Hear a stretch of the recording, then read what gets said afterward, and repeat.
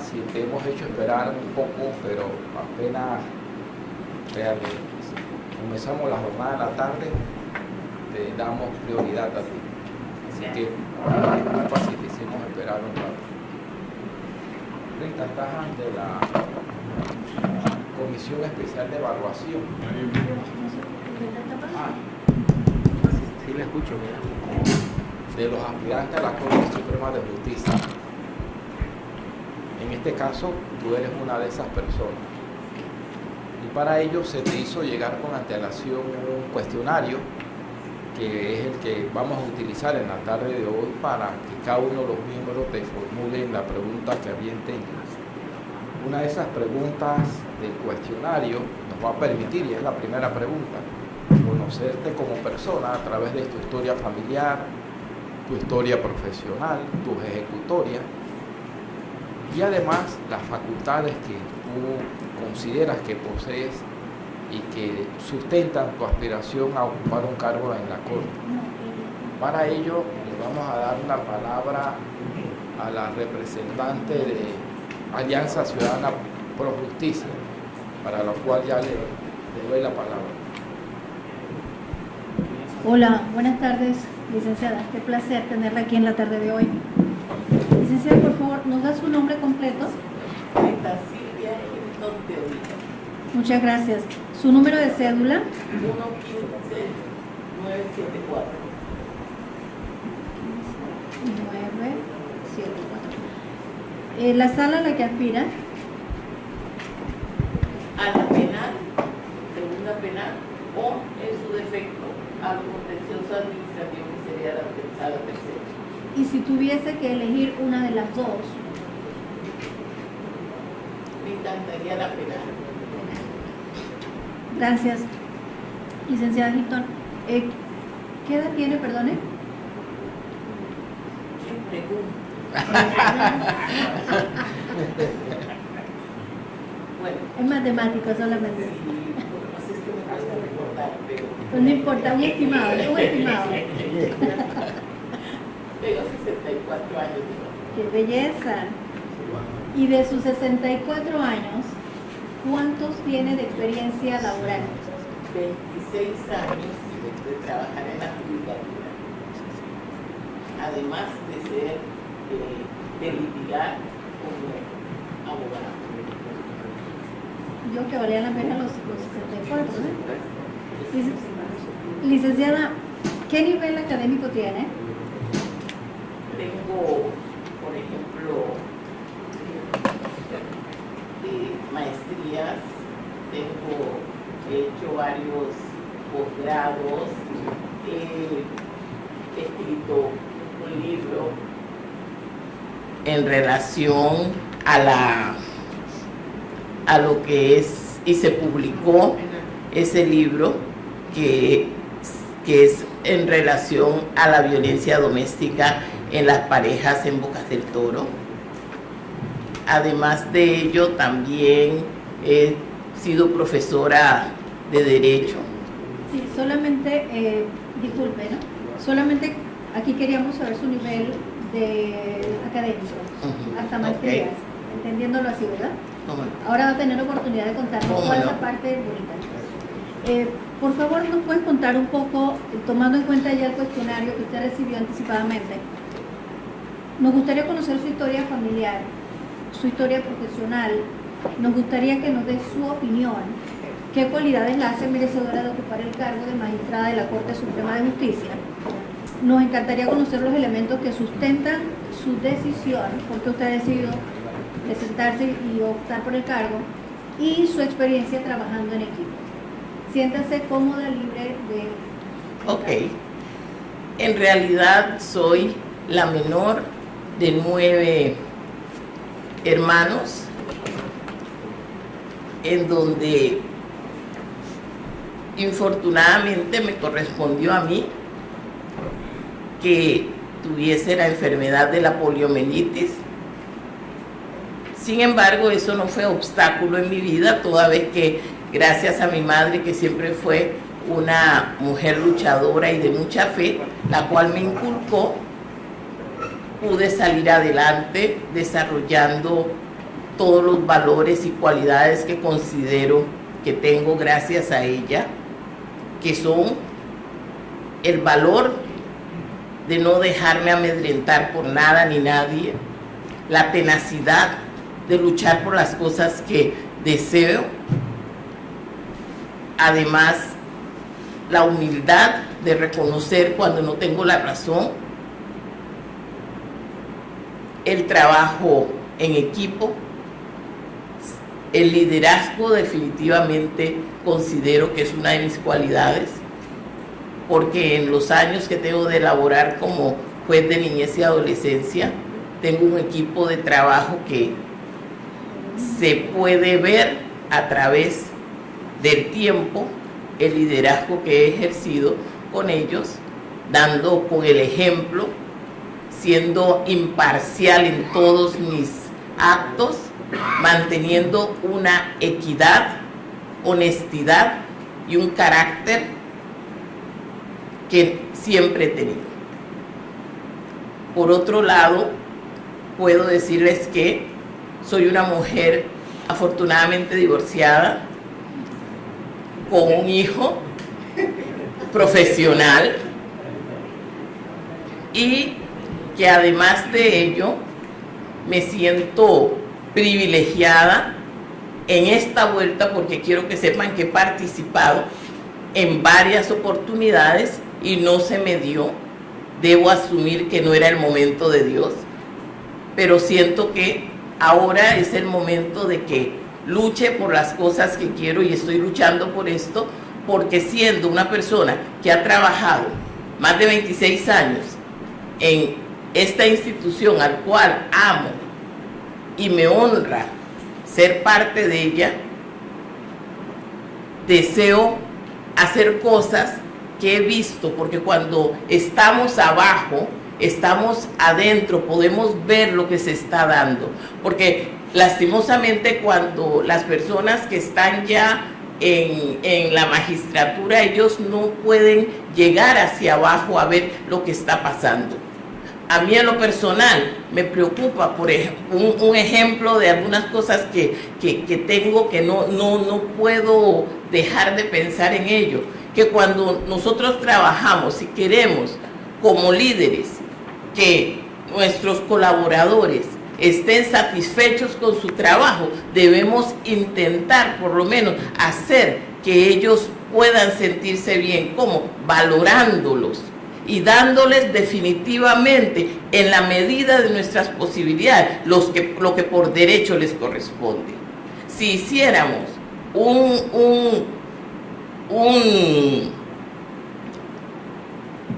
preguntándoles, por ejemplo, a cada uno de los funcionarios del órgano judicial si están a gusto, nos sorprenderíamos de ver las inconformidades. Y las inconformidades, usted no puede trabajar bien si usted está inconforme. Pero si usted logra sentir que hay empatía de sus jefes, que hay personas que se preocupan por lo que está sucediendo contigo, entonces por supuesto que puedes lograrlo. Y yo me precio de que mis colaboradores se sienten muy a gusto conmigo. ¿Por qué? Porque siempre he sabido valorarlos y en la medida de mis posibilidades he tratado de sacarlos adelante, luchando por ellos. Por ejemplo, hay algo que a mí me tiene preocupada sobremanera. ¿Cómo es posible que un secretario de despacho devengue un salario menor que uno de los técnicos, sea trabajador social, sea psicólogo? Que los psicólogos y trabajadores sociales trabajan, muy cierto, y eso yo lo respeto, pero también siento que debemos luchar porque se equiparen los salarios para los secretarios, porque ellos están al frente del despacho, ellos tienen una responsabilidad muy grande, y al no sentir ellos que se les retribuye, no pueden estar conformes. Y esa es una de las cosas que a mí en lo personal me preocupa, y sé que algo podríamos hacer en relación a ello. Por otro lado, me preocupa ver que en todos estos años en que he estado en la institución, tengo que decir que hoy me sentí cómoda, porque al fin llegué a un sitio donde se me hizo justicia siendo una persona con discapacidad. Porque por lo general tengo que luchar y pelear por lo que por derecho me corresponde. Y hoy me pasaron de primera, señores. Para mí ha sido algo inenarrable, quiero que sepan. Porque he luchado, y ahí está el, perdón que no le diga de otra forma, pero el magistrado Mitchell, que puede decirles que me conoce de hace muchos años, y soy un poco guerrillera, si se quiere, porque peleo por lo que considero que es justo. Ustedes pueden ver en la Corte Suprema de Justicia que hay unos pasamanos y que se hicieron unas rampas para que pudieran entrar. Esta negrita que está aquí, sentada hoy día, utilizando este auxiliar, que dicho sea de paso, lo estoy utilizando porque pasé por una operación quirúrgica para mejorar y la fisioterapia dice todavía no debe caminar. Así que sigo usando estos auxiliares. Pero quiero que sepan que todo eso fue una lucha, lograr unos pasamanos, lograr que se hicieran rampas para que pudieran entrar las personas, incluso luchar para que otras personas como yo tuvieran la oportunidad de que se le hiciera un espacio en un estacionamiento que estuviera cerca de la entrada para que pudiera ella subir y salir de su carro, porque los más cercanos, y me van a perdonar, eran para los magistrados. Pregunté entonces, ¿qué pasa en este lugar? Para tener lo que por derecho nos corresponde, según la ley 42, ¿tenemos entonces nosotros que ser magistrados? No, señores, hay un derecho que hay que hacer cumplir. No puede ser que los que impartimos justicia somos injustamente tratados. Y yo espero que en esta vuelta sea reivindicado, porque hasta el momento yo no he visto ni una sola persona con discapacidad en un puesto de magistrado de la Corte Suprema de Justicia. No lo he visto. ¿Y por qué no lo he visto? Porque creo que ponderan más negativamente la discapacidad que todas las cualidades que tenemos como personas y que hemos estudiado, porque de mi parte yo les puedo decir que yo he estudiado muy duro para llegar donde estoy, que he trabajado muy duro, que nadie puede levantar su voz y decir Rita Hilton ha hecho o es esto o es lo otro. Siempre encontrarán que hay algo bueno que decir de mi persona. Es más, a mí se me dio una mención honorífica como servidora judicial del año por mis altos valores de responsabilidad y entrega en el trabajo. Y esas cosas no se hacen porque sí, es porque uno ha trabajado y ha demostrado, y no ha trabajado para recibir beneficios propios, sino que lo hemos hecho en pro de la justicia y de las personas. Yo como juez de niñez y adolescencia, con funciones de juez penal de adolescente, de juez de cumplimiento, de juez de familia, he podido mantener cada uno de esas funciones de diferentes maneras, al punto que mis menores de edad son personas que yo he tenido como juez penal que ejercer la justicia con imparcialidad y con equidad hacia ellos. Los he condenado por los actos infractores que han cometido y posteriormente he ido a atenderlos como juez de cumplimiento. Y aunque a ustedes les parezca mentira, son personas que una vez que se socializan, porque se han socializado, muchos llegan a buscarme y a darme las gracias porque un día los detuve para que pudieran cambiar su norma. Eso significa que el trabajo se está haciendo.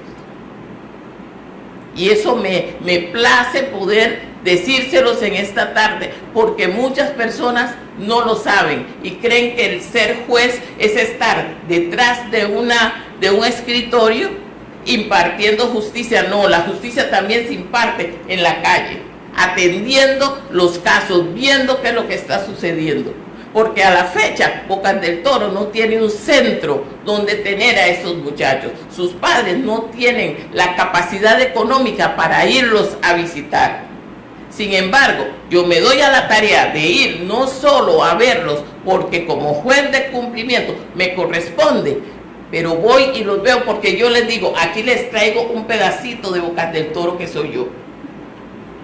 Y si ustedes supieran el bien que se le hace a esas personas, se darían cuenta lo que significa realmente justicia. Por otro lado, mi formación académica, he hecho estudios de posgrado, he hecho estudios de maestría, he hecho de infinidad de seminarios, he estado en todo tipo de formación que se nos ha dado por medio del órgano judicial. Me han enviado 2 veces a La Haya a representar a Panamá como experta en restitución de menores de edad, y tengo que decirles que ahí hice un papel excelente, por cuanto, incluyendo la experta de Estados Unidos, que tuvieron que llegar a mí a felicitarme por el trabajo hecho y por darse cuenta que no solo los europeos y no solo Estados Unidos tiene la capacidad, que nosotros latinoamericanos también tenemos capacidad.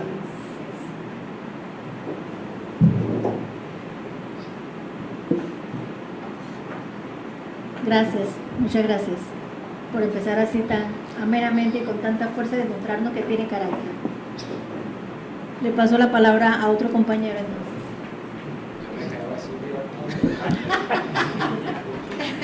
Doctor Richard. Tiene la palabra la representante de la Defensoría del Pueblo.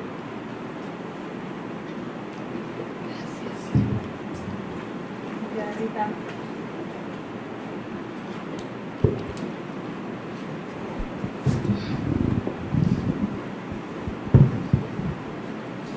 Licenciada Rita, buenas tardes nuevamente. A mí me corresponde hacerle la pregunta 2 y 3 del cuestionario que previamente se le había entregado. Y la 2 es la siguiente. ¿Ha sido usted investigada por alguna causa penal y cuál fue el resultado? Jamás. La pregunta número 3. ¿Ha sido usted denunciada o investigada por faltas a la ética ante el Tribunal de Honor del Colegio Nacional de Abogados? Jamás. ¿O ante el órgano judicial, el Ministerio Público o alguna instancia administrativa? Jamás. Muchas gracias. De la Procuraduría General. Buenas tardes, licenciada, bienvenida. Gracias. Sí, siguiendo acá con la dinámica pues del cuestionario, de la entrevista, le voy a hacer las preguntas 8 y 11, que son las que hemos acordado me corresponden hacerle a las personas, a los aspirantes que vienen. La 8 es la siguiente. ¿Cómo garantizaría usted la independencia en la prestación del servicio de administración de justicia en el marco institucional existente? Como lo he hecho hasta ahora, con imparcialidad y con equidad, porque esas son las claves para que podamos impartir justicia. Perfecto. La siguiente pregunta es, ¿cuál es su visión sobre el régimen disciplinario para magistrados de la Corte Suprema de Justicia? Me parece justo que haya un régimen de disciplina, porque todos tenemos en alguna medida que dar cuenta de nuestros actos. Si bien es cierto, a los magistrados les corresponde darlo a la ciudadanía. No es menos cierto que si por A o por B razón se da una situación, que deberían de hilar muy fino toda vez que sabemos lo que sucede en nuestro país, que la prensa, incluso los juristas, cuando desean un fallo favorable, ya no van a los tribunales, no ejercen los recursos que tienen, sino que se van a los medios porque creen que es una instancia. Y ahí es donde tenemos que tener mucho cuidado, porque tampoco es justo que se le abra un proceso disciplinario a un magistrado simple y sencillamente porque unas cuantas personas están haciendo lo indebido. Muchísimas gracias, licenciado. El Colegio Nacional de Abogados. ¿Cómo está, licenciada? Buenas tardes.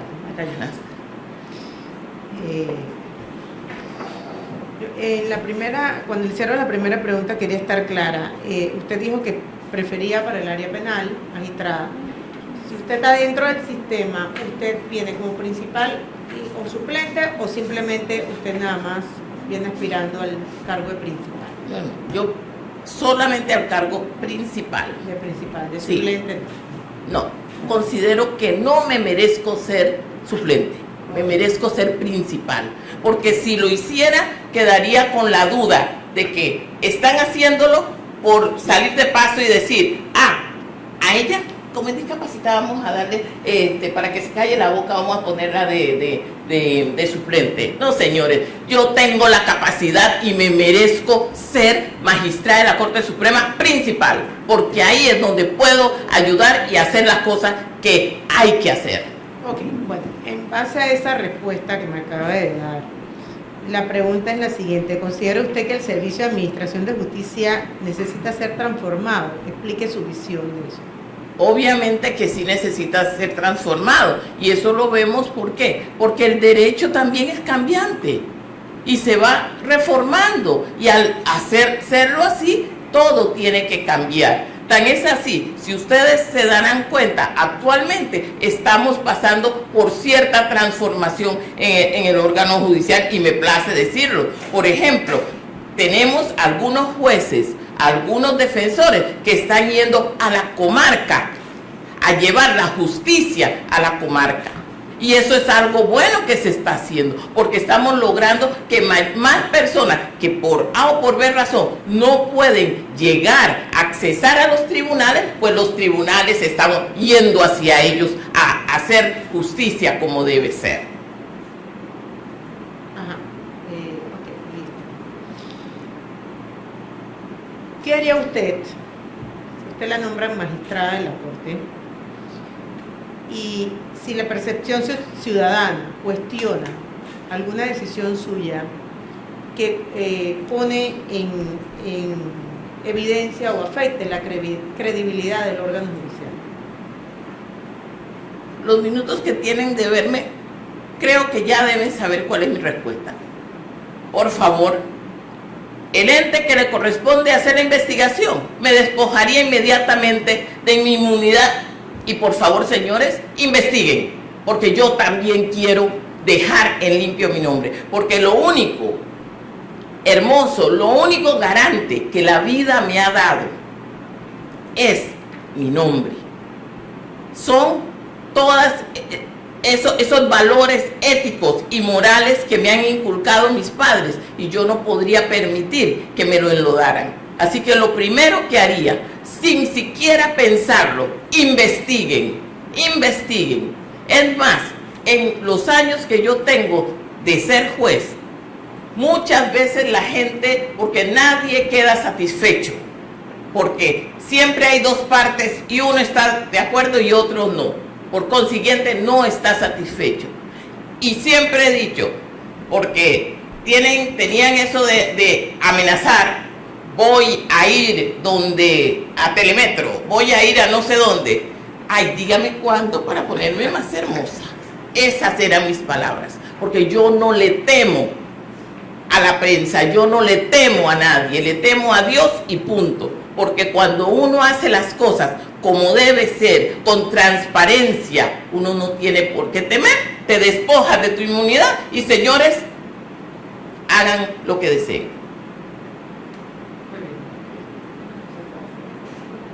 Carlos Lee, ¿no? Méndez.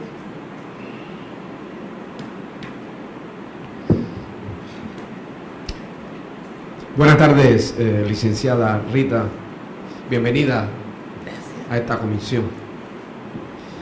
Del cuestionario que se le facilitó previamente, voy a hacer 2 preguntas. Bueno, la voy a mezclar. Voy a hacerle las 2 en una. ¿Cuál es su visión del papel de un magistrado frente a los estándares internacionales en materia de justicia, desde la perspectiva de los derechos humanos y teniendo en cuenta el control de la convencionalidad? Eso yo lo veo de manera sencilla, porque sabemos que hay tratados y convenios internacionales en relación a los derechos humanos y que le corresponde a los magistrados buscar ese equilibrio entre esas leyes de derechos humanos en relación a las leyes internas, y deben de aplicarlo a los fallos. Obviamente debemos recordar que el artículo 4 de la Constitución nos habla de que se debe acatar los parámetros señalados dentro de todos los tratados y convenios internacionales en relación a derechos humanos. Y el párrafo último del artículo 17 habla de que de manera mínima, sí, pero no excluyente, se debe utilizar los mismos en todos los fallos que se vayan a dar. Ahora, ¿qué sucede con el control de la convencionalidad? Es un tanto similar. Control, pero tendremos que entonces enfocarlo en que debemos en alguna medida de buscar esa congruencia que existe entre esas leyes internacionales con relación a la ley silvestre, que no es más que las leyes internas, y obviamente aplicarlos en nuestra sentencia. Y digo nuestra sentencia porque en los años que tengo de ser juez de niñez, yo aplico todas las convenciones y todas las leyes internacionales y que favorezcan, en el caso de niñez, a los menores de edad, hay que aplicarlos dentro de los fallos.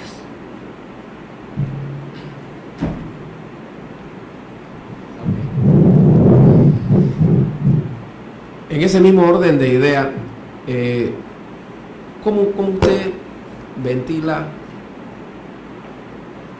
la decisión o la función del juzgador con respecto a los convenios que tratan de derechos humanos fundamentales?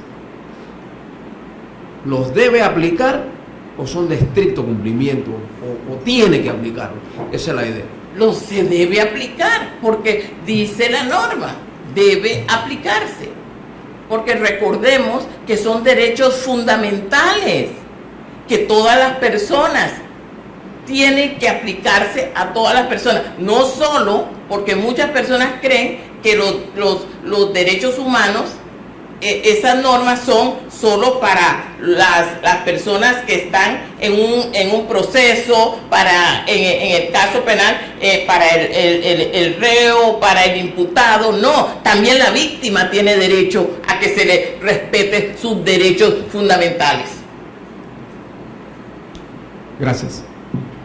¿Alguna otra pregunta, comentario, observación?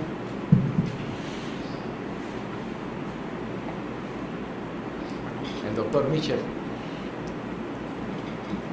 Si me permite una observación, la honorable juez Rita Hilton, desde Panamá, Boca Gestor, que esto no se ve todos los días, para mí es un honor poder hacerte una pregunta. ¿Cómo pondera usted en el ejercicio de sus funciones como magistrada la importancia y alcance del debido proceso? Bienvenida y gracias. Bueno, lo pondero como la piedra angular del proceso.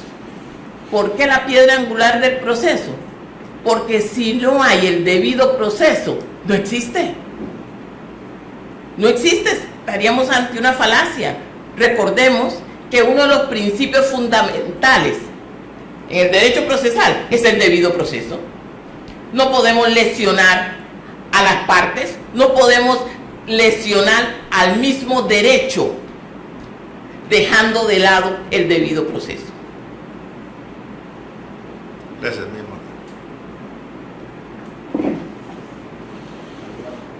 Comentario. El doctor Luis de León Ari.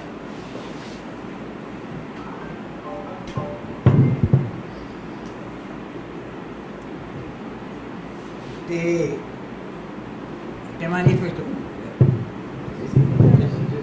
manifestó que afortunadamente está divorciada.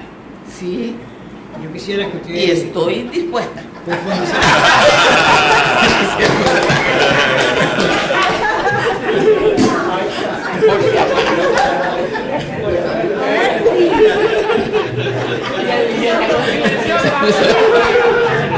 pasó?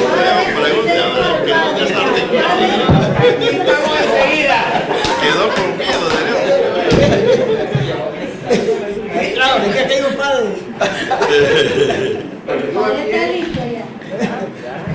Ya está listo ya. Ya retiró la pregunta. Le pregunto porque... No le pregunto porque cuando una mujer se divorcia se pone triste y está feliz.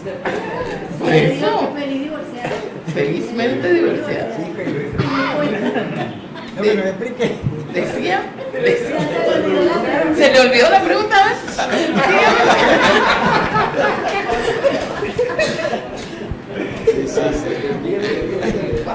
Ya se le olvidó la pregunta. Ya. No.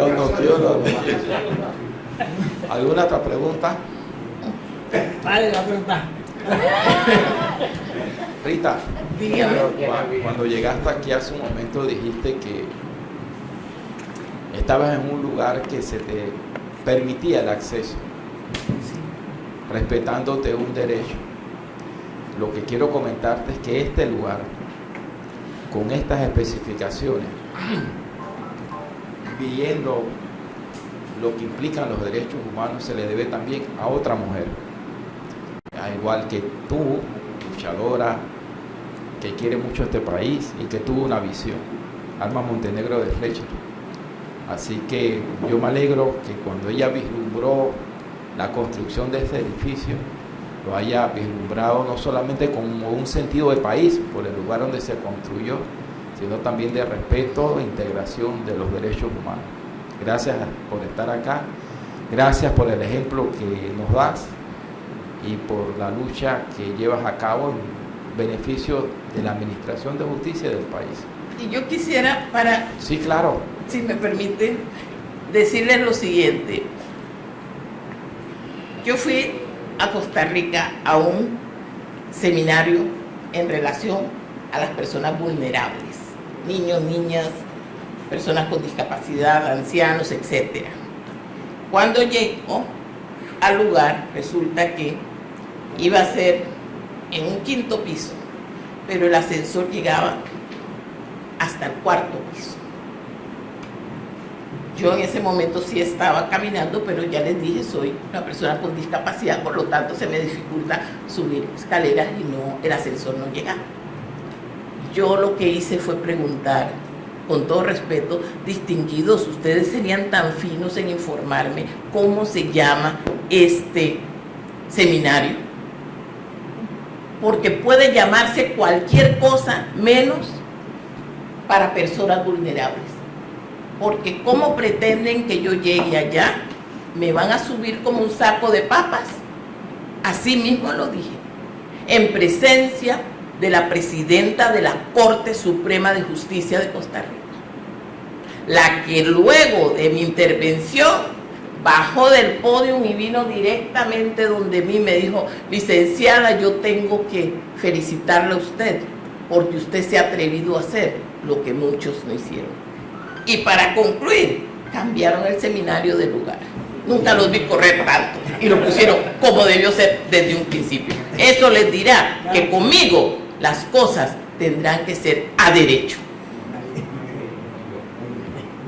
Muy bien, Rita. Gracias por estar acá. Gracias. ¿Okay? Te toca empujar ahora.